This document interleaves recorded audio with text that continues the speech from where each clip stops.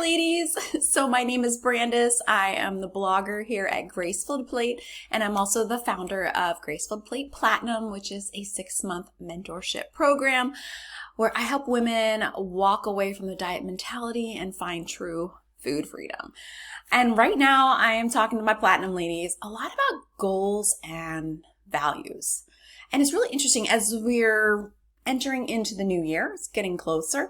We're so focused on what our goals are. We want to lose weight, we want to improve our blood pressure, we want to run a marathon, and all of these things can be helpful, and yet we're so puzzled because it gets to be Valentine's Day, right? And our goals have completely fizzled away. We're no longer doing the things that we had wanted to do, and we're frustrated and we don't understand why.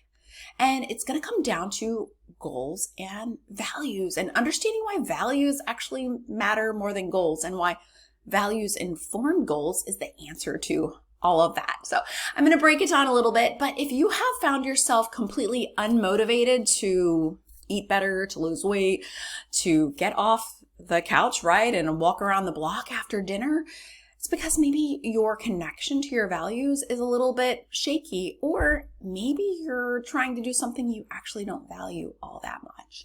And we only do what we really desire. So tapping into that is really important, and it's going to be the key to moving forward. So what are goals? I mean, kind of seems like a silly question, doesn't it? Goals are the places that we want to go. But there are actually two kinds of goals. We're going to have outcome goals and behavior goals. Now, in working with Platinum, we focus a little bit on both. We talk briefly about outcome goals, which are the things we typically think of. I want to lose weight. I want to, get a master's degree. I want to run a marathon. Those are the outcome goals that we hope to get to. However, as hard as we try, we don't have a lot of control over our outcome goals.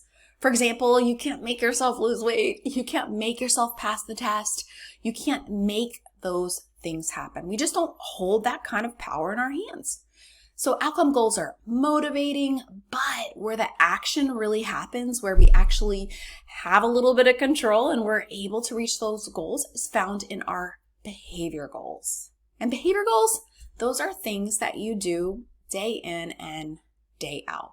For example, if you're wanting to lose weight, the behavior goal that you may set forth would be to eat some more vegetables, to eat a little bit less at meals, to have your protein, etc. Those are the things you have control over, and that's the day in and day out stuff that's going to lead, hopefully, right to those desired outcome goals. If you want to graduate with your master's degree, you can study diligently. You can prepare for the test, right? You can show up, and those will hopefully help you reach that outcome goal of getting that degree. You want to run a marathon?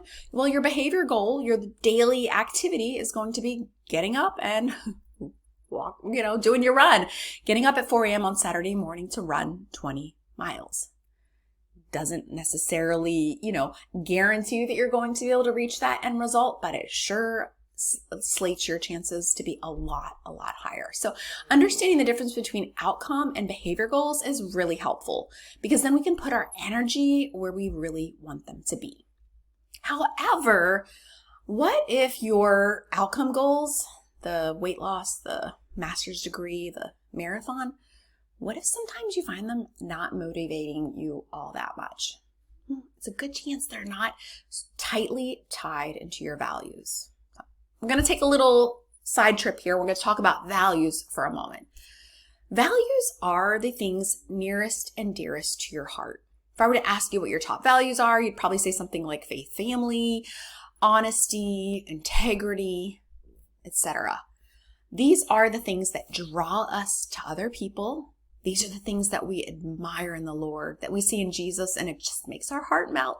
And these are the ways that we want to be remembered, one day when we pass. Like, we're not necessarily all that motivated by someone saying, wow, she looked hot in her skinny jeans. No, we want someone to say, she loved well, she served well, her children rose up and called her blessed, right? Those are our values. Now, if you think about your values, line them up on a sheet of paper, right? For me, it would be integrity. That's really high, right? Unconditional love, encouragement. Those are things I really value. Let's say we line that up on one side of the paper, and on the other side, we put those outcome goals we want to reach. The marathon, the master's degree, and the weight loss. How do they interconnect? It can feel really separated. And that distinction between the two is actually quite revealing. If you have a hard time tying them in together, then that may be why you're struggling to make those goals happen. I need to find the reasoning beneath it. Okay, so we're going to camp out on weight loss because chances are, if you're watching this video, that's probably pretty high on your priority list. If I really value integrity, and I do, and weight loss is one of my goals, it can help me to tie that integrity into reaching that end result. What does it mean to me to get to this place where I want to end up on this scale? Well, honestly, if I value integrity, then it means that my decisions are lining up with what I say is important to me. Right? I don't feel like a hypocrite. I feel like I'm operating at a high standard, and that feels really good to me. When I speak to my integrity in my food choices, that gets me excited because I don't want to feel like a hypocrite, because that goes against something that's really, really important to me. It also ties in with my honesty. I want to be honest in my food. Like, this is something I want. This is something I'm committing to the Lord. I want that to be an honest decision. And that really motivates me to say no in the times where it's a little bit harder. Encouragement. If I really value encouragement, how does that tie in? It can be hard to see it, right? Well, I want to be able to genuinely encourage others to live their best life. And so that also ties into my integrity there. Let's go with the values that we may all really have in common, which are our faith. Oh my goodness. It's so important to us, right? We live for the Lord. We love the Lord. We love His word. And yet, how does our weight loss goal tie into that?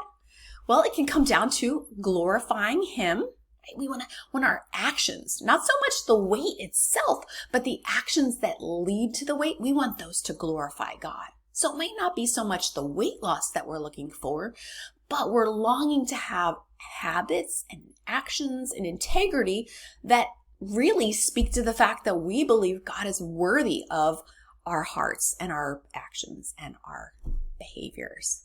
We also could think about how our faith can be forward. It can be like pushed out when we feel our best. We're better able to share the gospel with others. We can, run the race really well, right? We could hike on a trip out to a missionary adventure if our health was great.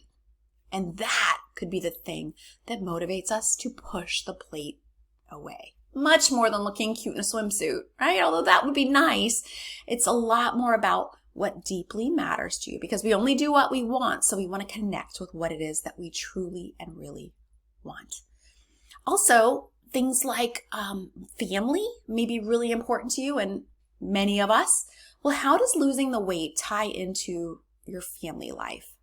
Well, there's a big tie into the integrity piece, being a good example for your children. That shows the value that you have toward your family. Also, when you eat well, aren't you a lot nicer of a mom and a wife when you're not wrapped up in all the food funk? Don't you find that you are better able to minister to those around you, to be pleasant, to be energetic, to run with the grandkids, to stay up late waiting for your daughter to come home from a friend's house? When we frame it as something that's really valuable to us, it gets a lot easier to push through those hard moments. And I'll be honest, you're not going to remember all these things in the heat of the moment, and that's okay. We're not expecting perfection. But if you can tie in where you want to go with the emotion associated with your value, like you can really feel it, it's going to get a lot easier to push away in those moments. Because making decisions that do not line up with our values, it feels really, really icky. And sometimes it's not necessarily the food that makes you feel so bad. It's the fact that you departed from what really lies in your heart, what really motivates you, and what really is at the core of your being that the Lord has placed there. So values matter more than goals, because without values, our goals are just hollow and they're not going to hold up. But values-informed goals, goals that are filtered through all of this important information that we have about ourselves and what gets us up in the morning, is going to be really, really motivating. And if you're struggling with this, it's totally fine. Sometimes you just gotta really pray and think and journal about it. This is something even my platinum girls have struggled with. And we talk it through. We just try to find a way to tie in the two. And if we cannot in any way tie our outcome goals to our values, then we may need to search for new outcome goals, because they may not be that important to us. So I hope you found that helpful. If you have any questions about my 6-month mentorship program, Platinum, you can check out the comment section here in the YouTube video, or check it out on the blog post. Thank you so much for joining me today. I'll talk to you soon.